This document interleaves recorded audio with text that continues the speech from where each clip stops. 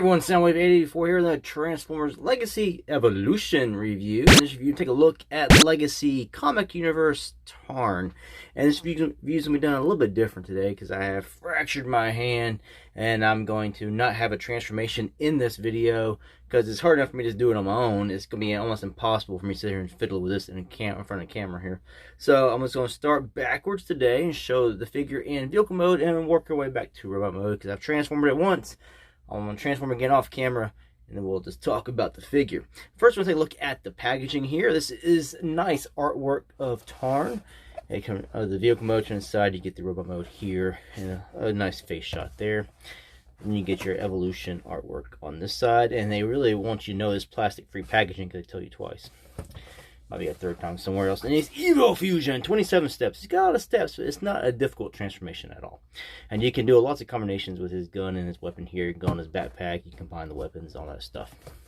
Also, on top of the box, you get to scan this with your phone, and you can see all his stats for his strength and intelligence and speed and all that good stuff. Okay, here's Tarn in his alt mode. It's a tank-like alt mode. It's really cool looking. I really do like the alt mode, but it's the weakest of the modes for this figure. His robot mode is so badass. He's gonna be 99.9% of the time in robot mode for me, and his 0.1% of the time is gonna be right here on camera. And if I have to do this again for any future videos or shorts, then he'll be that. Most of the time, I'm gonna have this guy in robot mode because robot mode is the mode I want this figure in anyway. So vehicle mode, it's nice. I do like it. It's nothing bad. He does fold. It's kind of small when you have him in his vehicle mode because 1/3 of his body folds up of his legs, go onto his back right here. So just a quick comparison in size. This is him next to Deluxe class Knockout.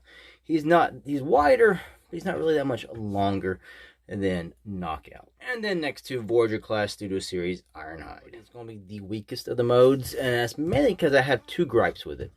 You get the visible hand syndrome in the back, and they do kind of stick out. It does sort of blend in, and most of the time you're going to have to figure it in this angle anyway, so it's not that bad. But they did mold wheels onto the plastic underneath the treads, but it's not, they don't move. It's just part of the plastic. They don't roll or anything, so that is a negative if you want to roll the figure. These are not going to roll at all. Now I see if a kid won't play with this, they'd want the wheels, but I think what they did, they sacrificed that to get this figure more plastic. He's not very hollow in robot mode, so the most hollow thing about this guy are his two big guns right here on top. Now also in this mode you do get this turret can rotate 360 around, but it can come untapped fairly easily. These things do move individually because you tab them in individually. Now you get limited movement up and down because you will hit the back here and you will make the whole thing come untabbed like this. So you just gotta be wary of that, and all four of these will support blast effects. Just like so.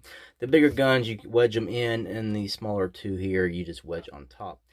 He does have a lot of transparent plastic, so they can be scarce for later. This piece here is purple, is transparent. The guns are also molded out of that transparency.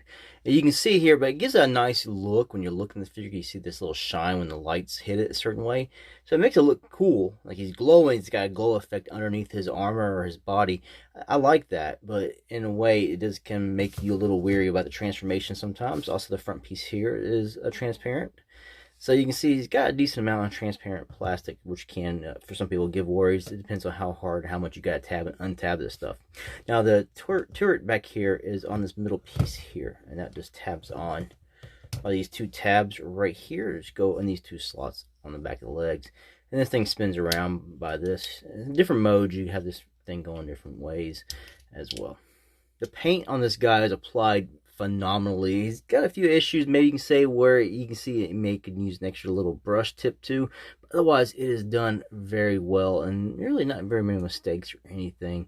So he's got a lot of TLC in this figure, a lot. Like I said, the biggest cons, and really the only two cons this entire figure, are in vehicle mode, and it's the wheels and the hands. Otherwise, he's an excellent figure. So let's take a look at him in robot mode. Here's Tarn in robot mode. Now this is where he shines, in my opinion. It is an excellently designed figure. And first thing we're going to do is a few quick comparison shots. I'm going to leave Tarn here in the middle, and we'll bring in this, I think it's the Walmart, whatever version this was, of Megatron, Siege Megatron. Yes, a scale here between Tarn and Megs. Here's another Voyager class figure. Here is Velocitron Hauler screaming his head off. He goes, oh god, it's Tarn! He knows he's about to die. And here he is next to the Deluxe class Spinister. Closer look at the actual figure. Like I said, the paint and the vehicle mode was applied well, and you can see the same paint here in robot mode. Again, done very nicely. Again, clear plastic, translucent plastic that's painted with this lavenderish purple here. Very nicely done. Head sculpt, very much the Decepticon logo. Very nice there indeed. It does have light piping, but the light piping spot is so small. You got to hit it, and it's going to be hard for me right now to hit it just right. But he does have light piping, but this is not as good as, say, like Siege Soundwave or Kingdom Cyclonus. But it's there. But he does, light up when he hits the lights on the rest of his body, because he's like a lot of translucent plastic going on there. Turn to the back side. You can see, again, not very much in the hollow. His legs are pretty solid here. Now, only kind of gappy stuff you're going to get is these little markings here on the back and the arms here, and then the underside of the feet, which that's stuff you're really gonna notice. He has a very slender transformer, I should say that. He's very skinny. He's been on a diet, but he's bulky where it counts. His shoulders are buff, his feet are huge. The chicks dig that, and he looks pretty cool. Now we get his weapon here. If we turn this thing this way, where this bottom gray piece juts out ever so slightly, now you can peg this onto his arms. You see he's got peg holes here and here, and we'll do that real quick. That's how it looks on his forearm. You also can do his other combinations with it. We can put this on his back as a backpack. You want to swivel this around like this, and then you're going to take the guns out. And you're going to peg them to the top part here. So you're going to really take them out again. Just spin them around. He's got a peg hole right up here. Top, you're going to take these down. They tab into the bottom part here. And it just pegs right into his back. And that's how it looks on his back side. And you can now rotate those up and down, because they are on pegs, so they can go up, down, however you want them to go as well. And also, like you saw in book mode, it is blast effect compatible. They can also be combined together, make one long ass rifle he can hold in both hands. Like I said, blast effect compatible, pretty dang cool. And of course, you can wield them separately in each hand, like so, and you can just store the extra piece on his back so you don't misplace that anywhere. Alright, so let's go over articulation here on Tarn. He's got a lot of it. You got your shoulders, can go up to here. Then you have your swivels all the way around. He's got to move his arm out that way. You have a swivel here at the elbow. This extra little hinge piece here. Your elbow bends to there. Then you got wrist swivels. You can get 360 out of that. And the hands are hinged. They have a pin, so you can open them up and close them as well. The head, you get it up and down. There's really no side to side, but you can 360 around as well, so you can get his head to go everywhere. Waist swivel, you get to here, because that back piece there hits the hip skirt right there. So it kind of hinders that, but that's really your only animation. Your only articulation hindrance you're going to get. You get some way upper high thigh swivels, some really deep knee bends. You can go forward as a little toe tap, and you get some ankle tilts to the side as well.